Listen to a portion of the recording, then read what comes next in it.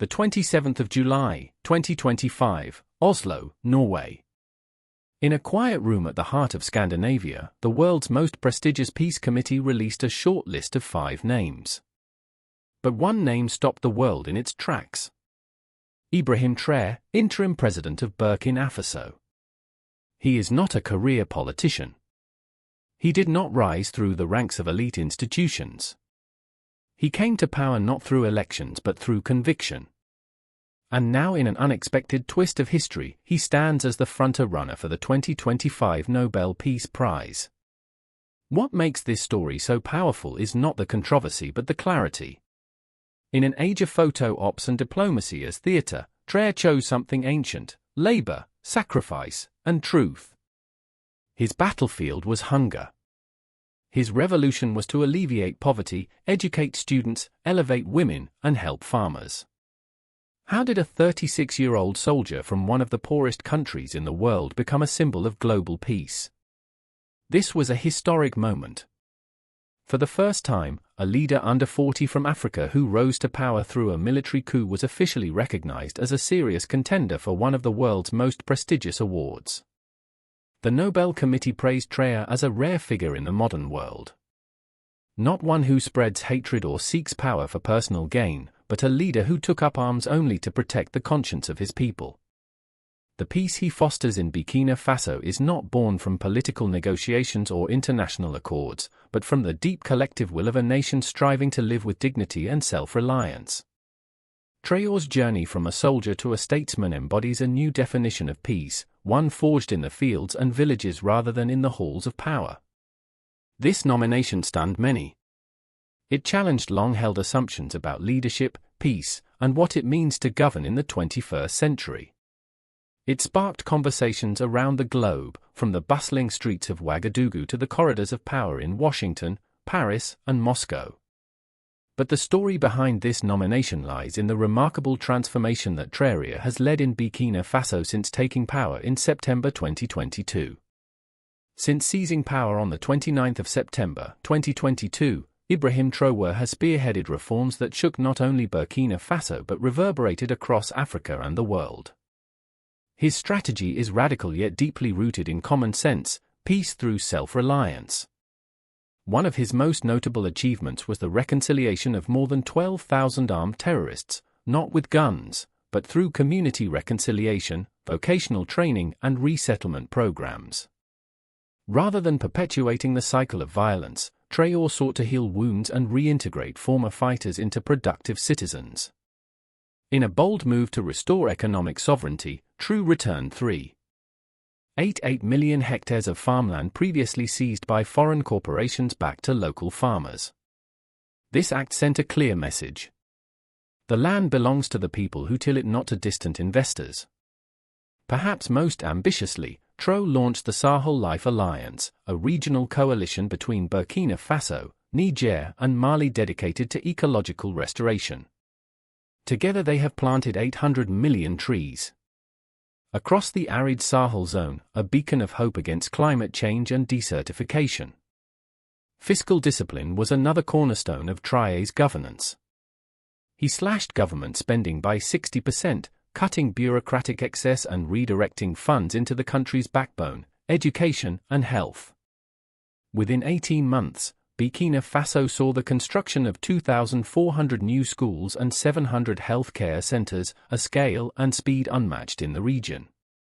Recognizing the critical link between nutrition and learning, Traoré ensured that 95% of rural primary school children receive free lunches made from locally produced food, reinforcing a virtuous cycle of agriculture and education.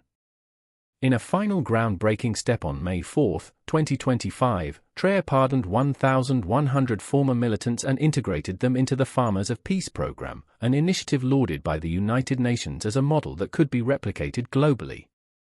These achievements reflect a leadership vision far from empty rhetoric. They embody a tangible lived peace built on the dignity of work and unity.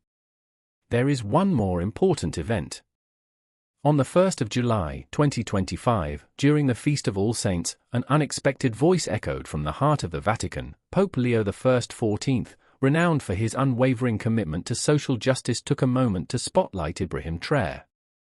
His words carried the weight of centuries of spiritual authority, yet spoke in a language of humble labor and solidarity. "When I pray for peace," the Pope said, "the face of a young soldier from Burkina Faso appears in my mind.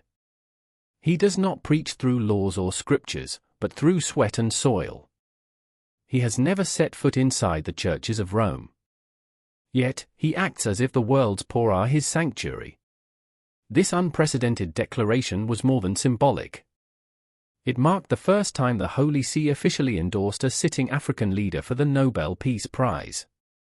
The Vatican's formal nomination of Traoré sent ripples across diplomatic circles worldwide. It framed his leadership not merely as political but as a moral and spiritual crusade against oppression and despair. For a pontiff to champion a figure who rose through a military coup challenged the traditional notions of power and redemption. It shifted the discourse from abstract diplomacy to tangible action where peace is sown in the fields, not just negotiated in conference rooms. This papal endorsement transformed Traoré from a regional actor to a global symbol. It demanded that the world re-examine the very meaning of peace in our fractured century. The Vatican's endorsement broke the ice. But what followed was a global domino effect. World leaders, often ideologically divided, found themselves weighing in on a man whose politics defied easy categorization. France. Burkina Faso's former colonial ruler responded with cautious admiration.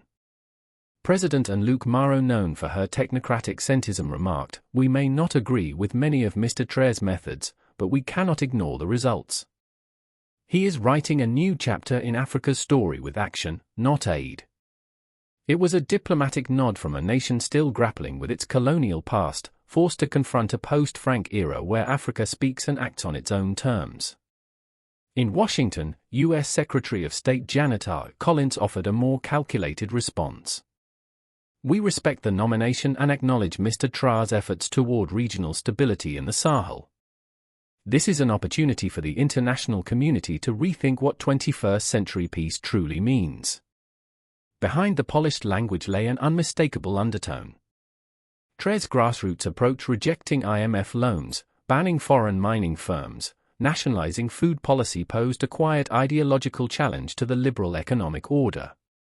Brazil under President Luiz G. Costa was far more direct. A longtime admirer of anti-colonial leaders, Costa declared, "I called him the new Sankara, but he corrected me. He said, 'I'm just a farmer in uniform.' That's when I knew he deserved the Nobel." Costa's statement resonated with the global South, a symbolic bridge between Latin America's struggles and Africa's renaissance. In Moscow, the Russian president chose to highlight Traoré's pragmatic legacy. "He is a builder not of ideologies, but of food systems, schools, and belief." The reaction was not merely political commentary. It reflected a shifting geopolitical reality. For decades, Africa had been a battlefield of foreign interests. Traoré turned that battlefield into farmland, into classrooms, into hope. And the world, even those reluctant to admit it, was taking notice. Night falls over Ouagadougou. Yet the city refuses to sleep. From the airport road to Thomas Sankara Square, tens of thousands gather beneath homemade lanterns, chanting a single name, Ibrahim Traoré. Vendors sell cups of bishop and roasted peanuts, while drummers pound a rhythm older than the nearby mossevered colonial statues. A hand-painted banner stretched between two acacia trees reads, "We no longer beg. Now the world comes to us." For many Burkinab, the news broke like a sudden rain at the end of the dry season. Radio booths crackled with callers shouting, "Sacre Victo." Mothers wept openly, not from sorrow, but from relief. Their children now attend the new neighborhood schools Traoré built, and they no longer fear the thunder of militant gunfire at night. In villages along the Nadanan River, former fighters now clad in overalls labeled "Farmers of Peace" fired up diesel pumps to irrigate maize instead of manning checkpoints. Beyond Burkina Faso, celebrations echoed across the Sahel in Niamey and Bamako. Youth collectives projected cell phone videos of Traoré onto public walls, chanting, "One Sahel, one dream." Local Africa news correspondents reported impromptu dance circles spinning past midnight, even in drought hamlets where electricity flickers off at dusk. The message was simple. If a country ranked among the world's poorest can reclaim its dignity, so can they. Not everyone joined the jubilation. Some elders worried aloud that global recognition brings fresh geopolitical pressure. Yet even skeptics admitted the facts. Terror attacks down, farm yields up, clinics open, children fed. They witnessed neighbors once divided by ethnicity, now joining hands to plant saplings 5 at a time. Each seedling tagged with the words Libet, Travail, Dignite. On the 27th of July, just one day after the Nobel Peace Prize nomination was announced, the leaders of Burkina Faso, Mali, and Niger appeared together at a historic press conference in Ouagadougou. With solemn expressions and unwavering voices, they issued a joint declaration calling the nomination of Traoré not a personal glory, but proof that Africa can break free from a history written by others. They declared a new phase of regional cooperation beyond military alliances to include agriculture, education, public health, and local media.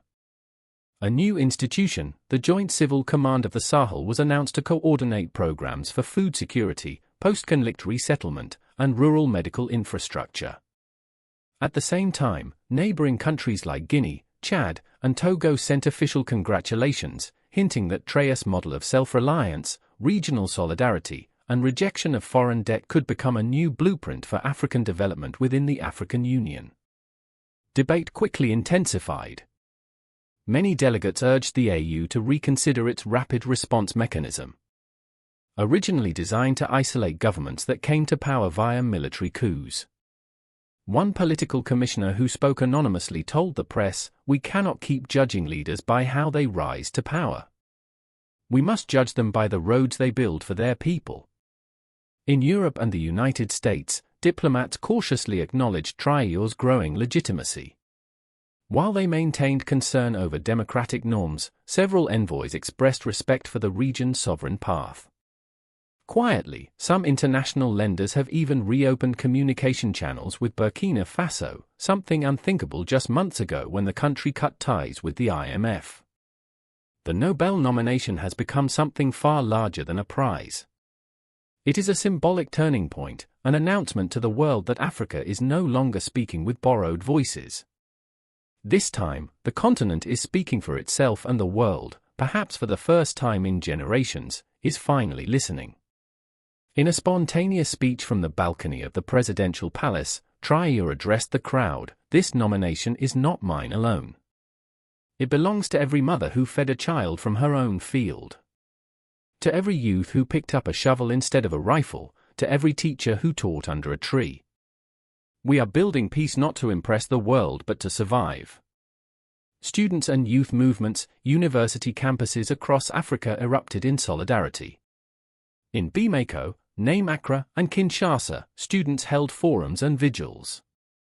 On social media, the hashtag #Nobel for Africa trended globally, with young Africans demanding more recognition for leaders who worked the land instead of the lecture circuit.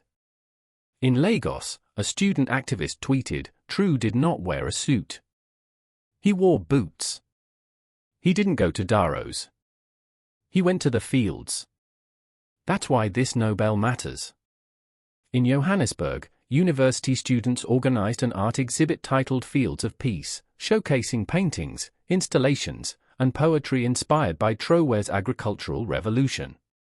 Pan-African support leaders from Mali, Niger, Guinea, and Chad issued a joint statement. If he wins, it is not the victory of one man. It is the vindication of a continent. A farmer president is more powerful than a president in exile. A well-fed village is stronger than a foreign loan. Pan-African media called it a turning point. Several newspapers described the nomination as a slap to the old order, not just of global politics, but of how Africa is seen and how Africa sees itself. The 10th of December, 2025, the eyes of the world will turn to Oslo. On that day, one name will be etched into the legacy of the Nobel Peace Prize. For millions across Africa, hope carries a single face, Ibrahim Traoré. At 36 years old, he represents a new generation of leadership, neither beholden to foreign creditors nor shaped by Western think tanks. If awarded, Traoré would become the first sitting African head of state to win the Nobel Peace Prize. The first leader nominated despite rising to power through a military transition. A global symbol of what some are calling practical peace. Not negotiated in hotel ballrooms, but sown into fields, classrooms, and clinics. But whatever the outcome in Oslo, one thing is certain. The story of Traoré has already shifted the global conversation. He is not just a candidate for the Nobel. He is a mirror to the contradictions of our time and a reminder that peace is not the absence of war, but the presence of justice, dignity, and land in the hands of those who till it. As the final decision nears, the world is watching not just to see who wins, but to understand what peace truly means in the 21st century.